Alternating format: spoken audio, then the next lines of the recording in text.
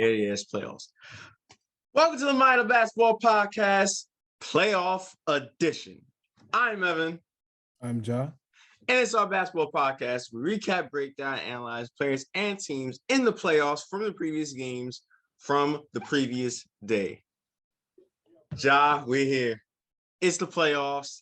The weekend just got by, and we had some exciting playoff action. Exciting, intense, amazing, fun, great moments, great games, some blowouts. We'll get into all of that. I know you're feeling a little under the weather, so let's just jump right into it. Do it.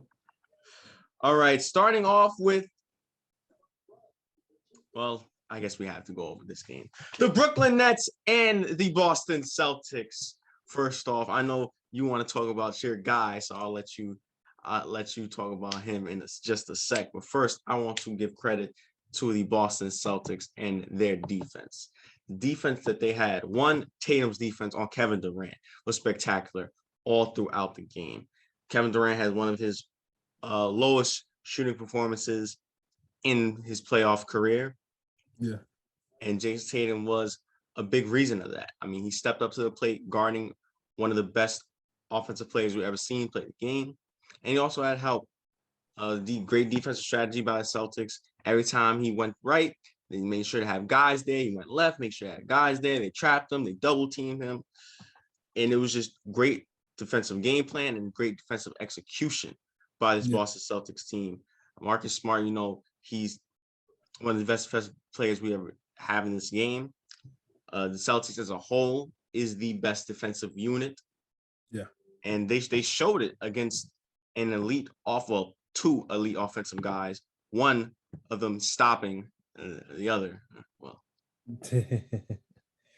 yeah, look, we spoke about this before in terms of this is the best opportunity for Boston than it was last year, facing the same team in the playoffs. The stakes are different. You got to focus on two instead of three stars, and everybody showed up. And I feel like this was the best playoff game so far. This was the best playoff game so far. Oh, yeah. For sure. And there were some good ones. Yeah, there was some really good ones, but this is probably the best. Everybody did their role. Everybody contributed. Everybody did something. But I think defensively, just like what you said, Boston did their job. You know what I mean? Especially having that big game from Al Horford, who stepped up big. I forgot he was on the Celtics. I'm not even gonna lie to you. I'll admit. But yeah, everybody did their role. But yet again, this is what makes Brooklyn so dangerous still, is the fact that simply if their bench could get it going, their bench is not that best, but if they could get it going, they can get somewhere. But I think when you have godly special talents like a KD and Kyrie, it helps out a lot because they work off each other. KD, the defense was focused on him, and Kyrie did what he does. And Kyrie went crazy, doing it all from just handling, scoring, and getting into it with the crowd, taking that hostility, taking on that fight. Yeah, it wasn't hostility though, but yeah. Kyrie sucks. Just give him the bird. Yeah. Kyrie is clearly having fun with all the Celtics fans that was hating on him. That's still bitter. And in Boston, they hold grudges. So they're not gonna let that go, please. Shoot. They're not the only place that hold grudges. You talk about Boston, New York, Philly. Yeah, true. You're right about that. But yeah, Kyrie put on a spectacular display, and he really kept them alive in this game because that third quarter, the Celtics really pushed, and it looked like they was going to run away with the game. Kyrie and his scoring ability, his natural scoring ability, it was just sensational out there. But speaking of scoring ability, I already mentioned him on the defensive side of the ball. Jason Tatum on the offensive side of the ball. The first quarter, he was dishing. He was being a playmaker. He was passing. And then he just started to come alive in each quarter. Started to do his thing. I mean, he's the best player on his team. He is a MVP candidate, not in the top three, but with the way he was playing all season long, he's definitely up there in the MVP rankings, and rightfully so. I mean, his skill to shoot the ball, his post moves, penetration inside, 3-point shooting, ball handling, and all of that was on display. And leading up until the final basket of the game, with JT off of a great play on the defensive side of the ball, double teaming and trapping Kyrie so that he can get the last shot, because you know he wanted that one-on-one. And if he was going to get a one-on-one, he was going to score. I'm letting y'all know that right now. Yep. One-on-one, Kyrie was going to score. That was just that type of night. And they trapped him, and you could still see he was dribbling out there. He wanted to still score. And but nobody could touch it. It's crazy. He was getting 4-on-1, and nobody could get the ball still. That's how special he is. But even though he couldn't find a good shot. Couldn't find a good shot. They trapped him. They forced him to pass it out to KD, who JT locked up in the final 3 seconds of the shot clock. Forced the tough shot, missed, and on the other side, Jaylen Brown penetrated inside. Marcus Smart's open. Pass, kicks it out to Smart. Smart, being smart, doesn't take the shot. Pump fakes, has 2 guys go by him, goes inside, sees Tatum cutting, kicks it to him. Tatum, final seconds, layup, buzzer beater, game. Boston does vibes in game 1, in the best game of this playoff so far. And this is why everybody's been saying this is a 7-game series, because people have both of these teams going far, and only one is going to make it out. Yeah. And we're going to look for it. And look at a beautiful no timeout call by Boston, you know. Yes. In those situations, most will call a timeout, but yet they stuck the course. They noticed that they had some time still. They had a good amount of time to try to get up the floor, and they went up with their natural instinct, and it turned out well. And Jason Tatum scored that basket right under Kyrie. I know that had to feel some kind of way towards Kyrie, because Kyrie, this was his game. Because let's be honest, again, if they would have won, it wouldn't have been single-handedly because of Kyrie. Again, everybody contributed, but Kyrie did most of the heavy lifting. Yeah, he really did. I mean, Goran Dragic stepped up in that first half for them, and Nicholas Claxton played really good in this game. But the bench need to step up more. KD struggled, yes. Let's face it, that's not always going to happen. Okay? But Bruce Brown, Andre Drummond, he got in foul trouble. Seth Curry, where you at? Come on, they need you to score. You was good. You was a good assist man. You was making plays out there. But they're gonna need 15 a night from you. Exactly. They really need you to step up. So the other guys are more important in this series than maybe in any other series, because they know everybody's gonna be locked in on KD and Kyrie. Everybody's gonna be locked in on KD and Kyrie. So the other guys have to step up. Yeah, and I was gonna make a mention to that because, that's what everybody been talking about leading up to this series since the next one they're playing. You know what I mean? Like, the whole game plan for the Boston Celtics is you're not going to obviously stop KD or Kyrie from scoring. That's impossible. But if you could contain one of them, at least one of them, momentum could at least swing in your favor. And I think that was the thing for Boston. Limiting KD, you know what I mean? And having a 1-star go crazy is your bench unit or your others on the team have to step up in his place, because the game plan is all focused on him. Yep. Yeah, right on the nail. But Boston, they are the team. JT, buzzer-beating, game-winning layup to steal game 1 from the Nets and lead the series 1-0. Game 2, I believe, will be Wednesday. Yep, game 2 will be Wednesday. Yep. Who you got in that game? Just to say it, I guess. I really Brooklyn needs a lot of momentum going back home. I feel like they need to still a game on the road, and this was their great opportunity, and they still have a great opportunity as long as you got KD and Kyrie, and they still doing what they do alone, and the bench can step up. They need to steal a game going into Brooklyn in order to get some momentum.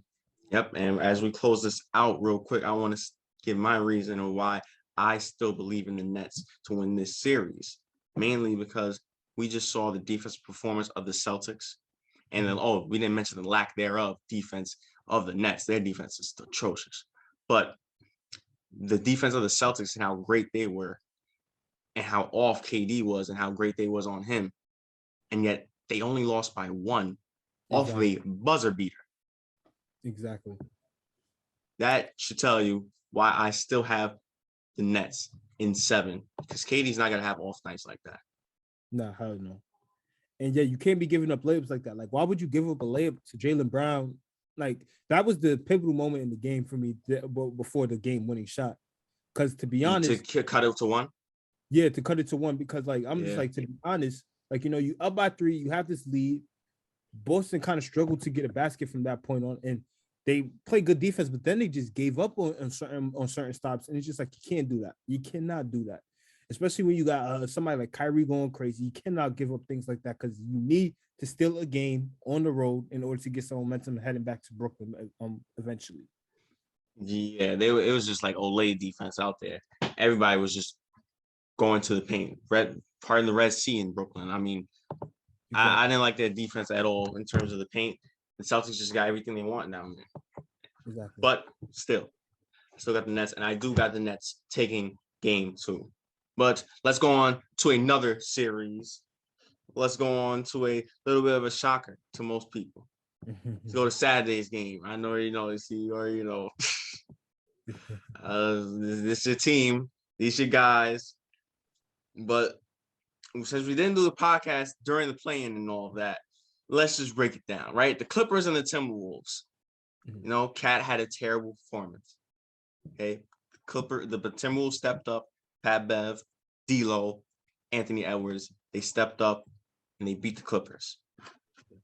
You gave up on Cat. He was like, I'm done, because you was hoping for a big performance for him. After that terrible performance he had in the playoffs, his first and only playoff appearance, he was hoping for a big performance, and he let you down. He got in foul trouble, got fouled out, and didn't have double digits in points. Shot terrible. He couldn't move Reggie Jackson. Okay, couldn't move Reggie Jackson. But I said, it's just one game. Why are you acting like you've never seen sports before? Okay, he's going to step up. He's going to step up. And you was like, no. I give up. But what happened? I'm not going to lie. He stepped up big time. Yeah, he stepped up big time. And that home run is so the team. Again, let's be honest. Like, you know, again, we wanted this series. We wanted this 2 versus 7 matchup. Let's just be honest. Me and you both. Because your guys up in Memphis, your man's J.A., who went crazy, by the way, in that game. Yes, he did. Which others did, but you know.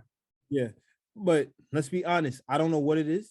I don't know if Memphis kind of let themselves loose a little bit, thinking that they was going to win. But I said, you understand, this is 2 well-oiled matchups. Like, you know, they're fit for each other. They're fit to go against each other from skill set, play style, and just what they do in terms of, like, you know, the trash talking. Because let's be honest, Minnesota is a young and up-and-coming team also that loves to talk, but they don't talk as much as Memphis. And you know, this was a great series, and you see it. And he stepped up big time. You know, he came out, he played aggressive, he played hard, but again, the man of the show was Anthony Edwards. Yes. Yeah. And I have to acknowledge, I know, you know, we went out, me and somebody else been going at it a couple of times about this, but off of mentality, he could be the best player on this team. He's probably don't have the most potential. He's not the most skilled out of everyone's team, because at the end of the day, that will always be Cat, and Cat will possibly be the franchise still. But with his mentality, I'm not surprised that if he becomes a franchise player, because he really wants it. His ability, his talent offensively, being a shot creator, being athletic, you know, and just being an absolute dog. And Cat stepped it up big time. D'Lo was iffy, but when it was all said and done, they answered the call. People did not. Well, and I'm not surprised that Minnesota won game 1, to be honest, because again, well matched up. It kind of went either way. That's a big time win for Minnesota. Stealing the home court advantage from Memphis. The other guys got to step up. They got to play better. I know Jaren Jackson, he's struggling out there, my brother. Can't be pushing people, man. Can't be pushing people. Come on.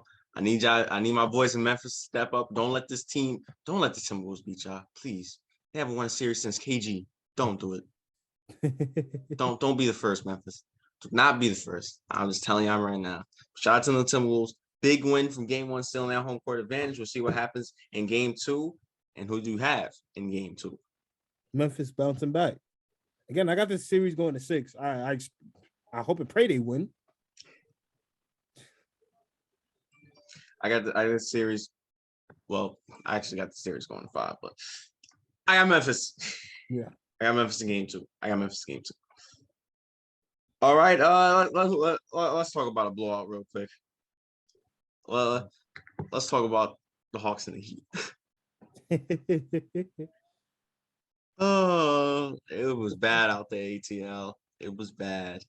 Yeah. Trae Young, it was bad. Brought a smile to my face, but it was bad, man. I remember me and you talking during that game. You was like, Hawks come. I asked Hawks come back, and you was like, you don't know what to expect. But I was like, let's be honest. You talk about the comeback from last season against Philly. They came back during the playing games. Let's be honest, that was great and all, but Miami's too much of a different breed to let a comeback happen now. You know, they're too much of a different breed. They're too talented on both ends of the floor, and they got all the talent needed, the personnel and stuff to. Let's be honest. Like, look, if it goes the way, if they play the way that they continue to play, you know, the Hawks are never going to back down. A young team, they never going to back down. They're going to always answer the challenge. They didn't answer the challenge much in game one, but I don't. But I don't expect that to happen again. But if the Heat play at the level that they played in game one, this will be a sweep.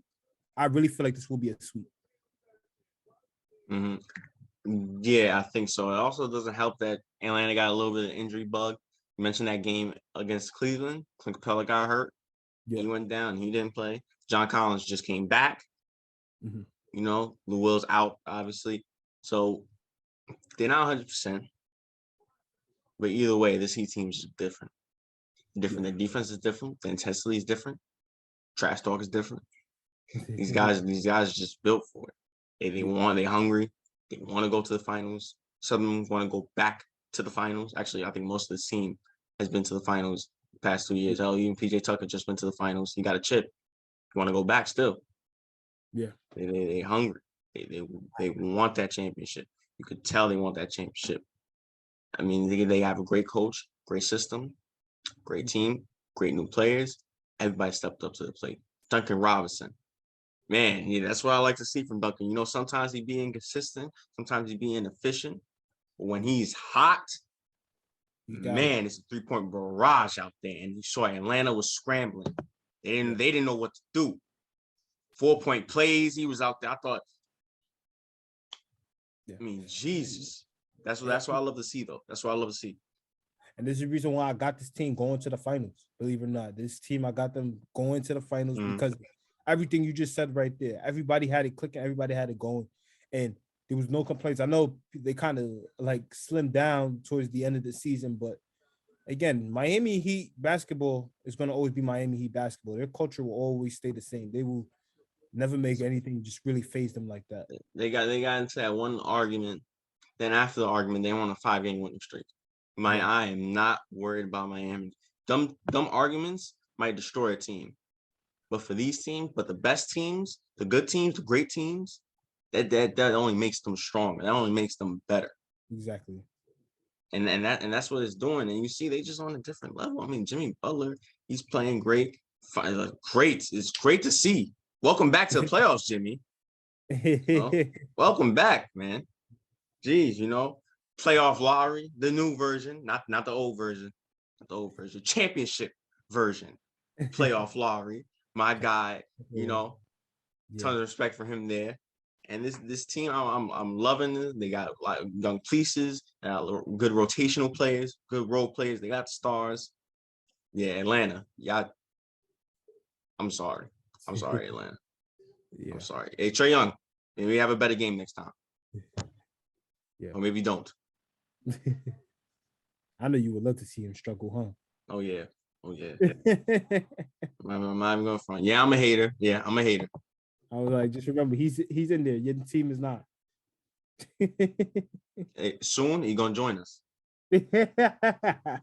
Welcome to the couch. All right. Another blowout. Let's just get this out the way. The Sixers and the Raptors. Yeah. Yeah, it's With Tyrese Maxey. Embiid and Harden struggling shooting the ball. And this is why I love the playoffs. The role players, the other guys, the secondary options, the tertiary options. You know, Yeah. they step up to the plate and they surprise people. And on Saturday, in game 1 against the Raptors, it was Tyrese Maxey. Who, not to say that he was, just not there at all throughout the season. No, he was there. He stepped up throughout the season, a big jump from last year, and he's been playing great. But in this game specifically, he just said, yeah, okay, I got it. Playoffs, welcome me. We back. No embarrassment this year for now. But yeah, he was just on a roll against the Raptors, on a roll. What, he had 38 on the night? Yep. It was looking dangerous out there. I thought I saw Terrence Mann. Sorry, Utah. Yeah, man. Look, let me tell you something. Like, he has the all-star potential run over, and believe it or not, Tyrese Maxey is that good. And I feel like he's a big key piece for this Philadelphia team, especially with games like this in which, again, Harden and Embiid struggling. The fact that they were still able to blow out this really good Raptors team, who I feel like could still upset the Sixers if things go in their way. Like, to still blow them out and you being the main reason to why just goes to show, again, just like what you said, stepping up when needed. You know what I mean? And that's what you want this Sixers team to do. You want everybody to be clicking on all cylinders, especially if your stars are not having the game that you expect them to have. I expect Tobias to step up. I expect Maxey to step up. I expect Thibault to do his thing. I don't think he played, but I expect him to do his thing. Yeah, Korkmaz, like I expect this team to do, because again, Doc Rivers, believe it or not, regardless of all the jokes and stuff, he's still one of the best coaches in the game, a top 15 coach all time. And he has, and believe it or not, he has proven it. I know the 3-1 everybody want to clown that, but let's be honest, he's a play coach and he has taken teams far, and just follow his what his belief system is and trust him to leave. You're going to either get the good or the bad. Yeah, never disrespect the heart of a champion. That's all I gotta say. But anyway, yeah, the Sixers, they really did prevail, even with all their stars. You're not shooting the ball, but they did other things. Embiid still rebounded, Harden still play made. And when the stars are not shooting the ball well, you try to find things that you can do to help benefit the team without shooting that greatly. And that's what they did. And the Raptors, listen, it's only game 1. Nick Nurse is a great coach. I think they will make adjustments. That's why I got them winning game 2. I agree.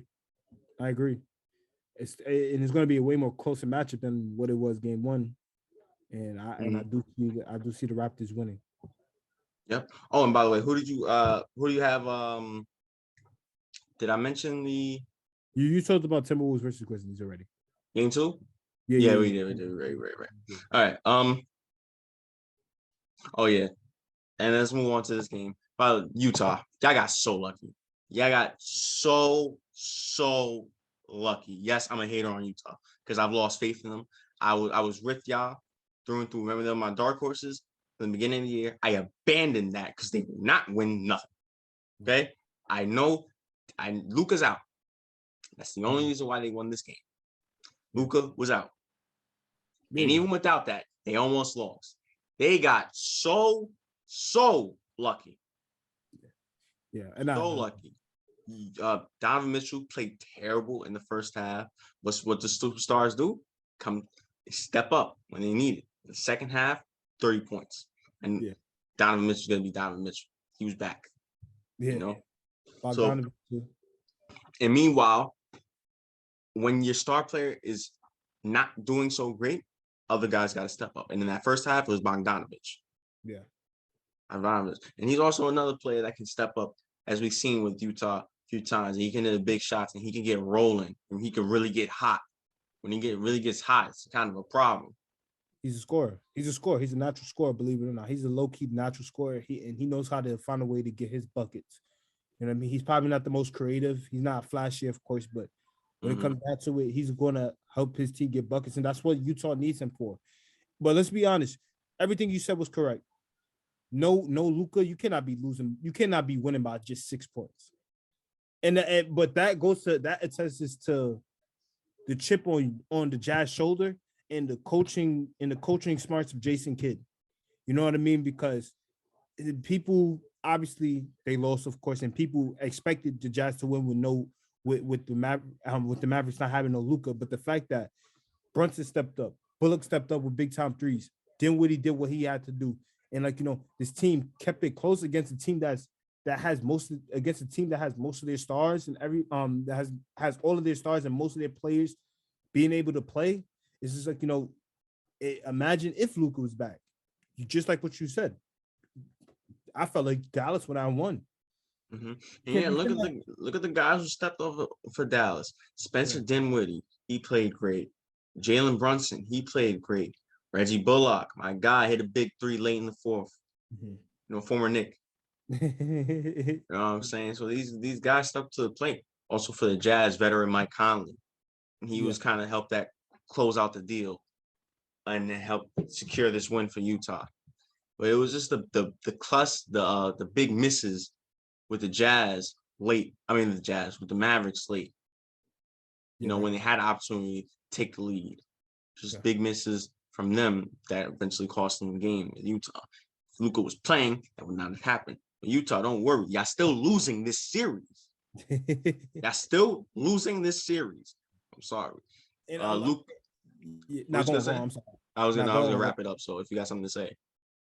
No, yeah. And by the way, just real quick, Jordan Clarkson, 10 points is not enough. 10 points is not enough. Please, 10 points is not enough. You should be putting up 20 coming off the bench. I don't want to see that again. I'm sorry. And this is the thing that we talked about with Utah. Donovan Mitchell, he might have struggled, but at least he stepped up because it's not how you start, it's how you finish, especially as a potential superstar in this league. If he's not a superstar already, he's going to be one. You cannot. Everyone else is struggling to contribute, and you are the second possible, the second best scorer on the team in the 6 man. You cannot be having just 10 points in this series. No, you got to do more than that, and that's the reason why it was still so close. I feel like if you want to put up at least 20, this one probably been a double-digit win, but no. All right. That being said, game 2, Luka is unlikely. It's not has been as of this recording. It hasn't been confirmed that he will or will not play. So keep that in mind, Ja. Who do you have game 2? I feel like with the way they played, they're going to keep up this momentum still, though, and try to make it into a series without Luka. I got the Mavericks winning game 2. Mavericks winning game 2. I think if they can still win, Luka being out, I think Luka will be out game 2. Yeah. And if they have to get a win, they'll be now because I don't see them winning without Luka in Utah. Yeah. So I have the Mavericks. Yeah.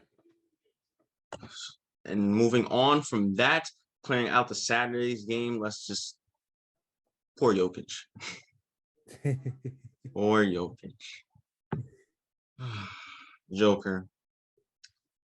To anybody that watched the game, he tried. He tried. Yeah. Okay. He gets the ball in the post. He looks left, there's a guy. He looks right, there's a guy. He tries to pass the ball and do some crazy pass, turnover. Yeah. Because everybody's zoned in on him. Or when he finally makes an excellent pass, brick. Because the other guys are not stepping up. Yeah. Meanwhile, Jordan Poole over there looking like he's Curry in 2016. Yep. Yep. The Nuggets just don't have the firepower. They just don't have the weaponry. They don't have the players to match up with this Golden State team. This team is just different. Yeah. Curry's first game back, he was a little bit off to start off. But Jordan Poole, like I said, he just came to play. Yeah. He was out there bugging. Andrew Wiggins stepped up. Draymond, of course, you know what Draymond can do. Yeah. And Clay was hitting big shots. This Golden State team is just they're more structured. They have better players, better defensively, better offensively. And Jokic is just the main guy they have to worry about. Yeah. And if they were, and of course, because Aaron Gordon, he's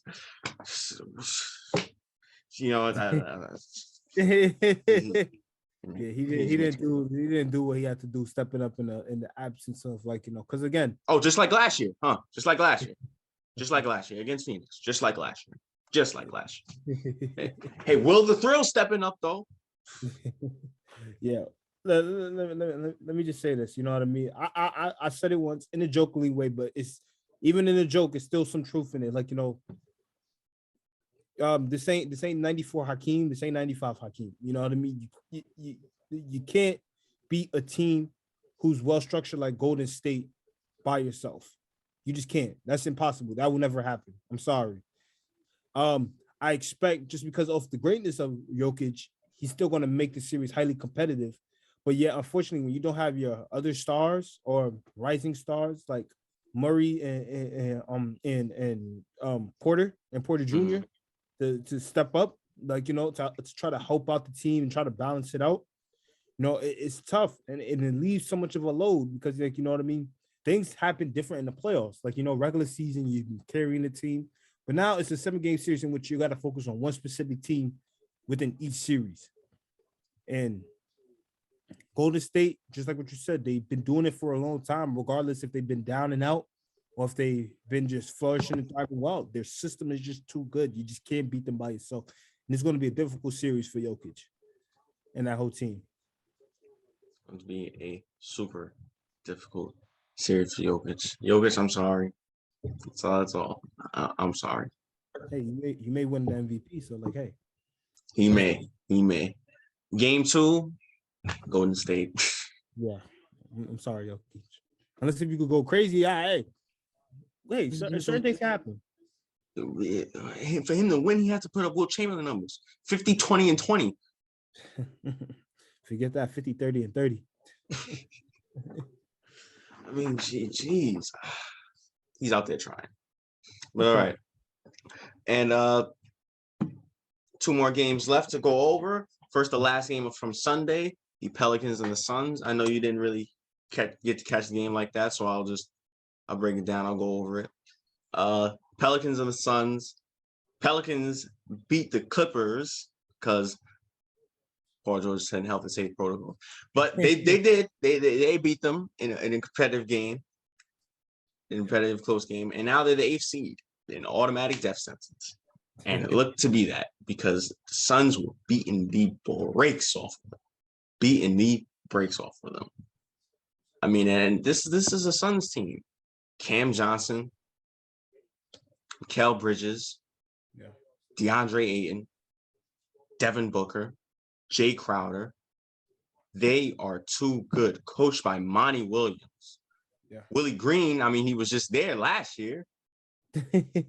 Right? But it doesn't matter. This team is just different. They're developed. They have experience. They have the skill. They have the talent. They have it all. And yet with all of that, in that third quarter, the Pelicans pushed and came back. Yeah. CJ McCollum stepping up, having a big, because he was a little bit off in that first half. Brandon Ingram, little KD. Yeah.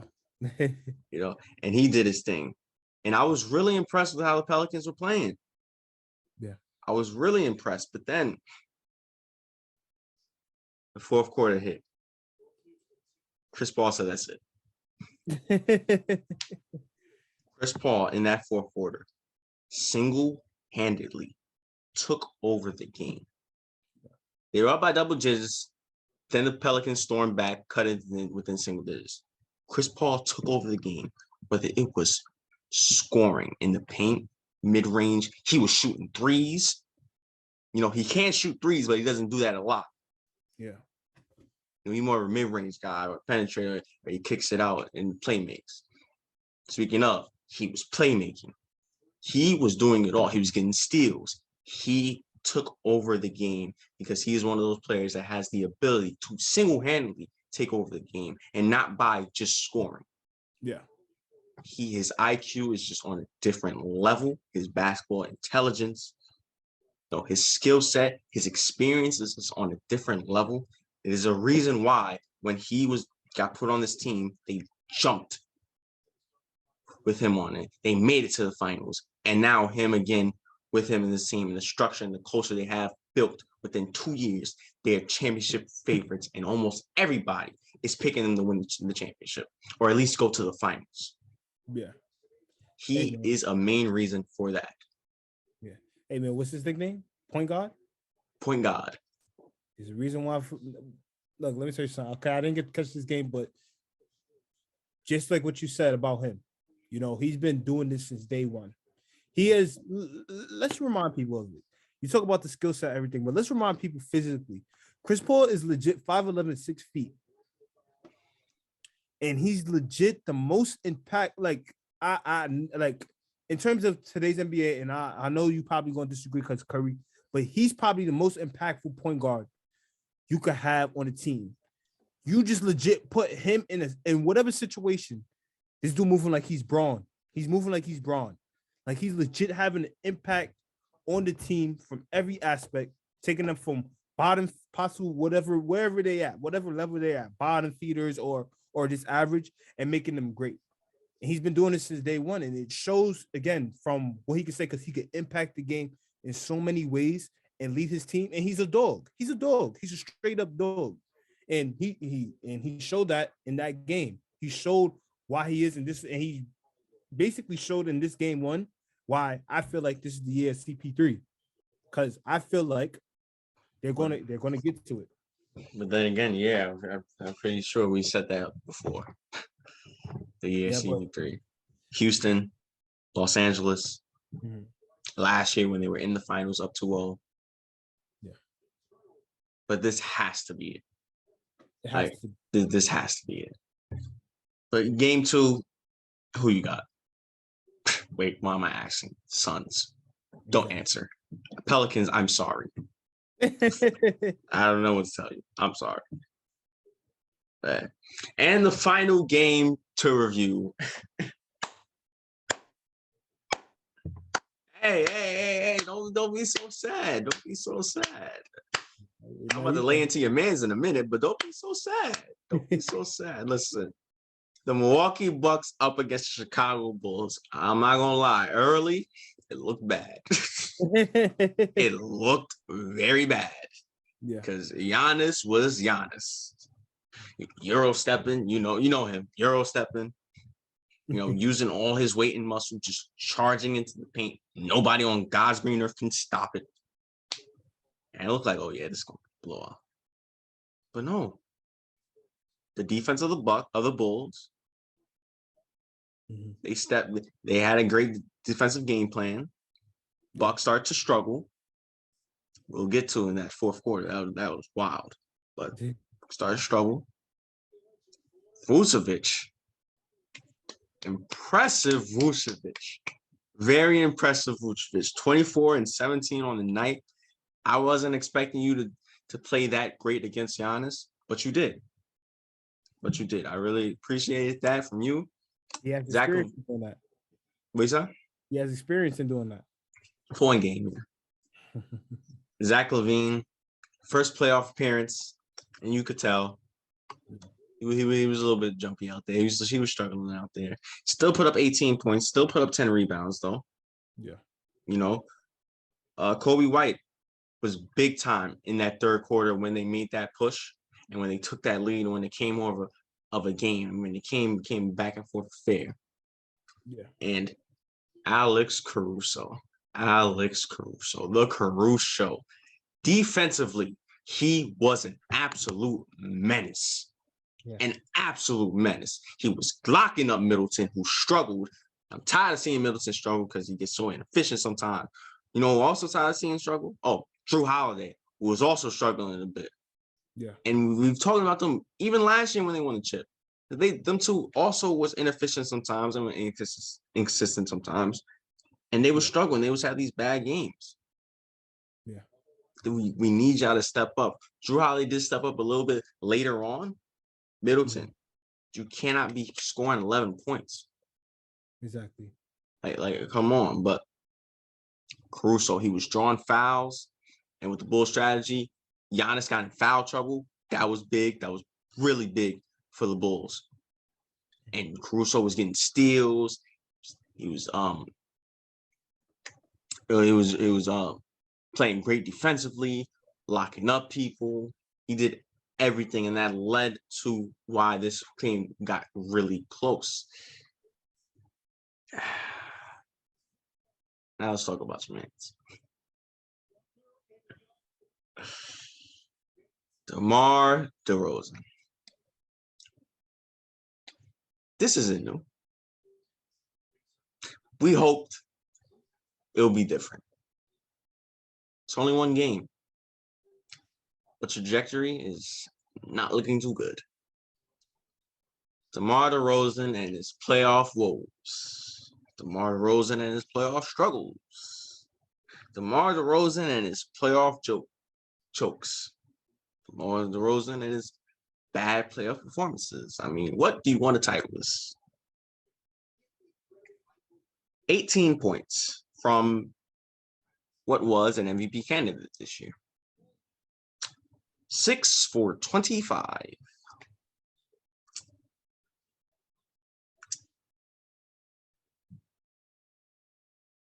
6 for 25. Yeah. It wasn't too good. But, I'll let your man's off a tiny bit. He was not the only person struggling. Mm-hmm. Everybody was struggling. Like I just mentioned, Holiday had his struggles. Middleton struggled. Zach LaVine struggled. It was a bug in the air. And that fourth quarter was just wild. Yeah. For a portion of that fourth quarter, everybody, and that's not joking, everybody missed. It was brick after brick after brick after brick after brick. Yeah. And this is like 5 minutes into the fourth. Yeah. Still, though, 6 for 25 from your best player that we know has had legendary playoff performances in the most negative ways. To come out and do that, that's not a good look whatsoever. So you can try. I'm going to let you go. I won't say anything. Look, a game plan, they know DeRozan's play style and what he's going to do. He's going to try to get to his spot in the mid-range and score. So the Bucks defense was great in trying to limit that because most of the times he also passed out on certain shots. But also, it was just naturally bad shooting night for him. It was just a bad shooting night. And, when you're trying your best to try to operate in that area where the game is slowing down, you got a great defensive team like the Bucks, making sure, you don't get on the road from there. There's nothing really much you can say or do. I wish he wanted to just attack the basket more and instead of trying to just settle for the mid-range game, even though that's his bread and butter. But this is playoffs, and you're going against the Bucks, and the Bucks know what you're going to try to do. They know that you're going to try to limit that. Why keep going after it? Again, it's your spot, so I can't say much.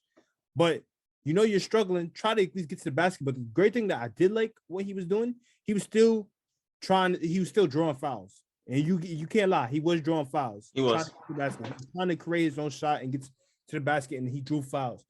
And that's what I need for him to do. But just like what you said, as the best player, 18 not gonna be enough. Look, I got too much on you, DeRozan. Please, I beg. At least just give me 25. Just 25. That's all I'm asking. Look, if we know you're gonna lose the series, I'm sorry. Milwaukee's just a different breed. But please, just give me 25. Just give me 25. That's all I'm asking. And it's crazy because the third option on this Bulls team was the best player for this Bulls team. Vucevic was the best player for the Bulls in game one, while Zach LaVine in his first playoff appearance struggled, and DeMar DeRozan in playoff form. But hey, maybe game two is different. Who you got in game two? I'm sorry, Milwaukee's taking that one too. I'm sorry. I don't see the Bulls stealing. You don't see them stealing home court advantage? Milwaukee will not make this happen again. I'm sorry. They're not gonna make this what happened game one happen again. It's just impossible. Yeah. Well, sorry, tomorrow. And before we wrap things up, since we already did predictions for the games, the next set of games in each playoff series, let's do the award finalists, Jadim. Let's do some award finalists. The top 3 award finalists for each award have been revealed. Do you want to pick who you think will win? Let's do it. All right. Start from bottom and then go from top. 6th man of the year. Let me name the candidates. Mm-hmm. Tyler Hero, Cam Johnson, Kevin Love. Oh, it's a runaway. Tyler Hero. It's a runaway. Tyler Hero. Yeah. NBA Rookie of the Year.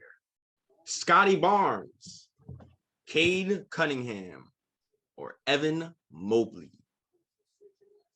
I feel like it's going to be between Barnes and Mobley. I know Caden kind of... He plays in Detroit, bro. It's over. Yeah. So I'm sorry, Cade. He picked it up big time towards the end of the season. And I think that's what pushed him more. But I feel it's going to be good between those two. But I say Scotty. Interesting. I'm going with Evan. No pun intended. NBA Most Improved Player of the Year. Darius Garland, Ja Morant, DeJounte Murray. Yeah, Ja Morant improved big time, but he was still a star regardless. I knew he was gonna say that. It's kind of weird. I never expected him to be on that list, to be honest. I'm just like, well, has he been a star for like the past 2-3 years now? No. He wasn't. He just made the All-Star team. Yeah, he just made the All-Star team. Yes, but in terms of his impact and what he could do for a Memphis team, he's been doing this for a while. Let's be honest. But he, in terms of stat-wise, he has improved greatly. But I'm going to say, I got Darius Garland. You know what I mean? Like, with Colin Sexton out,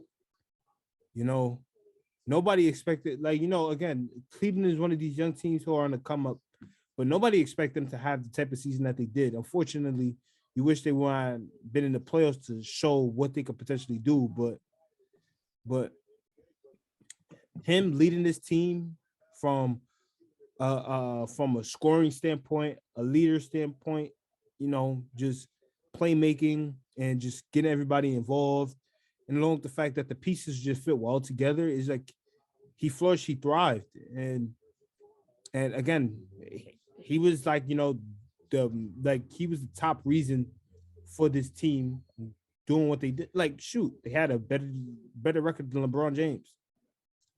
I never thought that could actually happen to Cleveland. He was a big. I hear all your arguments, but J.A., like, come on, man. J.A., and I know you want to say that, but he was Joey. No, he was not. He was not. He was a really, really good player. There was a debate between him and De'Aaron Fox. We had De'Aaron Fox, and it was an actual debate. Yeah. Guess what? Debate's over. But the thing is, he won Rookie of the Year. Because Zion was out. Of course he said. That's why. And RJ didn't develop. He took his team to a playoff already. That's the reason why I'm saying. I'm just like, Dylan Brooks did, to be honest. But J.A., okay? Listen, he went from 19 points to 27. He went from a budding star to a superstar in 1 year. It's got to be J.A. It's got to be Ja Morant. Come on, man. Okay. And if you didn't want to give it to him, I know you're going to say Garland because the way he led this Cavs team. Yeah. Listen, DeJounte Murray, deserves a lot of credit. The man is at putting up 21, 8, and 9. Yeah. Okay, and I know the Spurs are not that good, but that's due to the talent. It's not due to him. Yeah. All right. And he wasn't putting up those numbers, nowhere near those numbers last year. Yeah. So an argument can be made for him. But I'm going my guy, J.A. Come on, man. From budding star to superstar in 1 year. Give it to Ja. Give it to Ja. Give it to Ja. If you don't want to give it to him, your only reasoning should be because he missed games. That's all. Yeah. I can't go against That's that. just my opinion. I can't go Well, you against did. that. You picked Garland. Yeah, well, that's my choice, but I can't go against all the points you made for why Ja Morant deserves it. All right.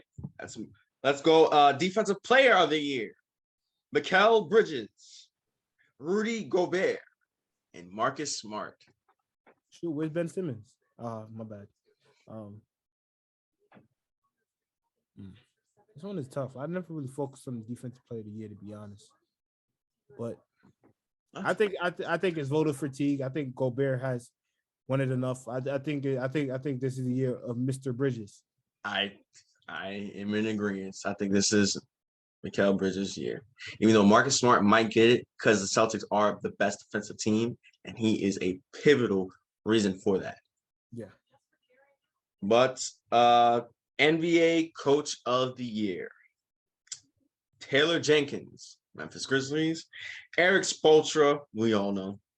And Monty Williams. I'll say it. Monty Williams through and through. I know Taylor Jenkins, the improvement that he made with this Grizzlies team from last year to this year, 8th seed to 2nd seed, incredible. Eric Spoelstra, the way he got this team to the 1st seed in one of the most competitive Eastern Conferences we've seen in recent memory, impressive.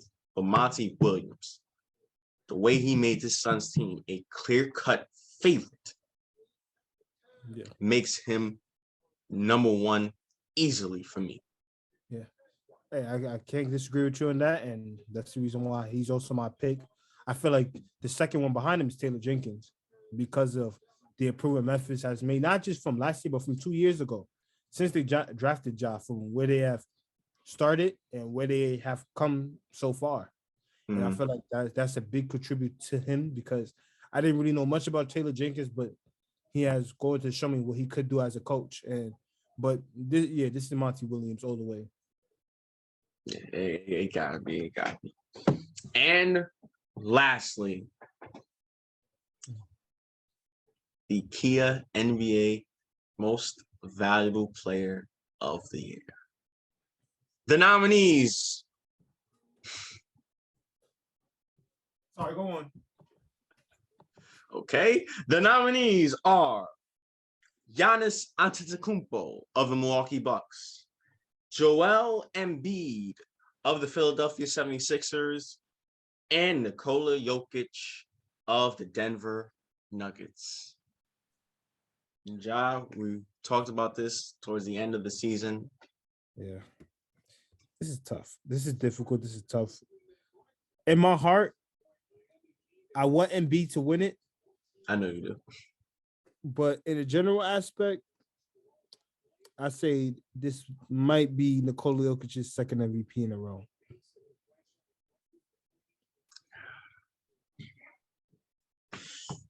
I can't go wrong with that.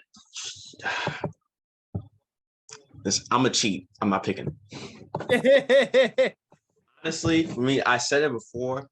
You can give the MVP award to any of these guys. Yeah. Any of these three. For me, I thought it was Embiid. He was my front runner for a good portion of the season, about halfway into the season. Then as the season went on, Jokic just, he was bugging. And then now I remember, but Giannis is just, he's just took a game up to another level, putting up his MVP numbers that he's been doing. So how can you not talk about Giannis? How is he not in the conversation? Yeah. So I don't know. I can't answer the question. If whoever wins, they deserve it to me. Whoever wins. If it's Giannis, if it's Embiid, or if it's Jokic, they deserve it. And there's no argument for me. Understood. All right. That is the NBA award finalists, all three, and those are our picks for the awards. Well, Ja, we did playoff predictions, and we did our breakdowns of the playoffs. So let's close this out. Let's wrap this up. Anything you want to say? Any final thoughts? No, I'm good. Good playoff games. Good playoff. Yes. Very exciting playoff games. I want to see more of that Brooklyn and Celtics matchup. I really hope it goes to 7. I really hope it goes to 7. Yeah. But yeah, playoffs shaping to be the most exciting, probably in recent memory. Maybe like 2019. All right. With all of that being said, thank you guys for watching today's podcast. Make sure to tune into our next podcast. Make sure you like, share, subscribe, comment, support channel, give us feedback, good stuff. And also tune into our social medias, our TikTok and our Instagram. Yes. And of course, once again, I'm Evan. I'm Ja. This was the Minor Basketball Podcast. Playoff edition. Playoff edition. Sorry, MB.